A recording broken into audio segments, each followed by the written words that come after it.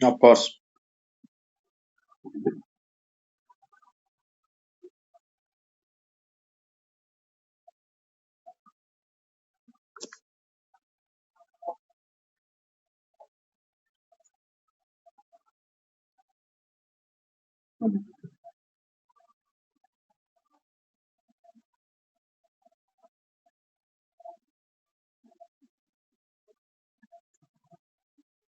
हम्म।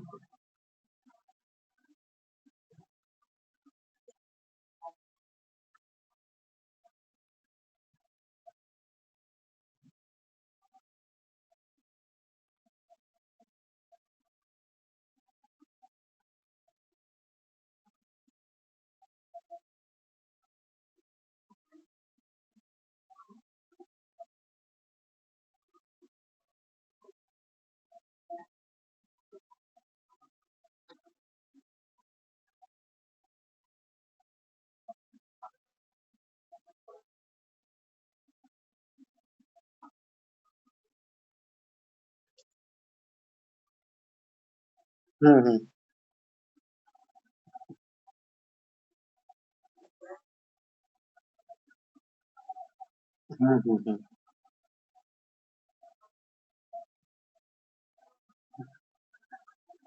Hmm. Bihar की बिल्कुल लोकोक्तियां रहती है वो।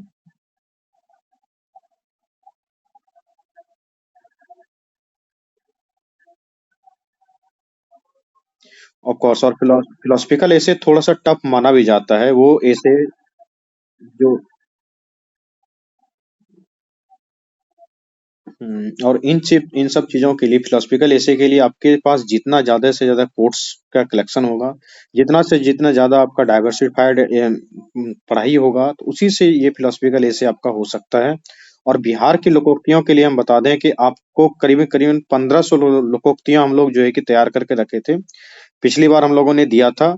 और दो लोकोक्तियां इस बार की भी 69th में जो पूछा गया है, वो भी जो है उसी बुकलेट से दिया गया था। तो ये चीजें हैं। और दूसरी बात है कि आप लोग बिहार की लोकोक्तियों को तैयार करने का तरीका ये देखेंगे कि घर में जो बूढ़े पुराने लोग वो बोलते रहते हैं कि पानी में मछली, हिस्से में सूखे में बकरा, इस तरीके की बातें वो लगातार बोलते रहते हैं। तो इन चीजों को थोड़ा सा सुने।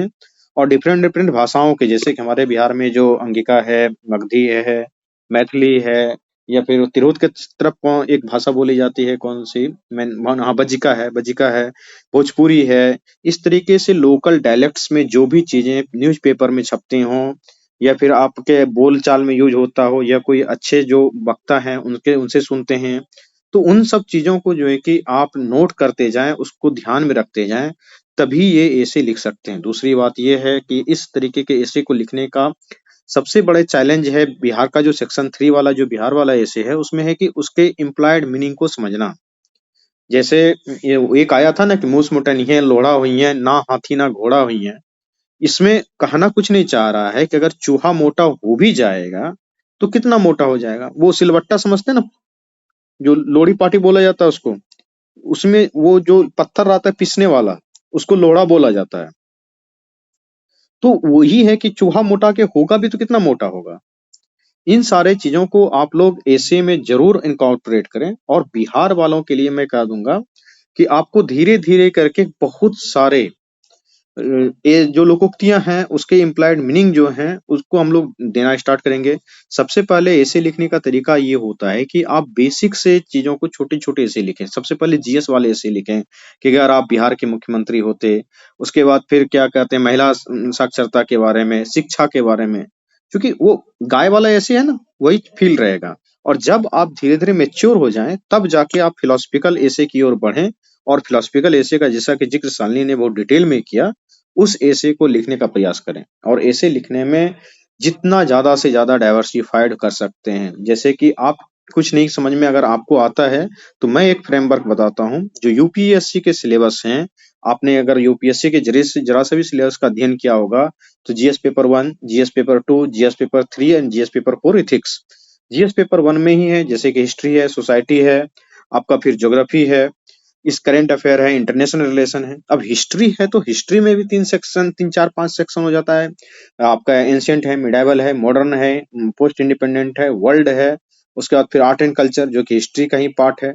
तो पांचों सेक्शन में उसके बाद फिर उसके अलग अलग टॉपिक में सोचने का प्रयास करेंगे।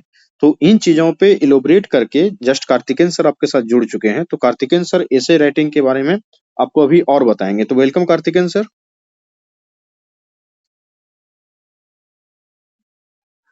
ये बच्चे चर्चा, ये टॉपर टॉक हो चुका है। तो हम लोग अब जो है कि कैसे बच्चे 17वीं की तैयारी करेंगे उस पे थोड़ा सा बताएंगे कि कौन कौन सी किताबें पढ़ेंगे ये लोग, फिर जो है कि आंसर कैसे लिखेंगे ये लोग, ऐसे कैसे लिखेंगे ये लोग, इस पे ज्यादा कंफ्यूजन है। तो वो जो है कि बताने का प्रयास करें।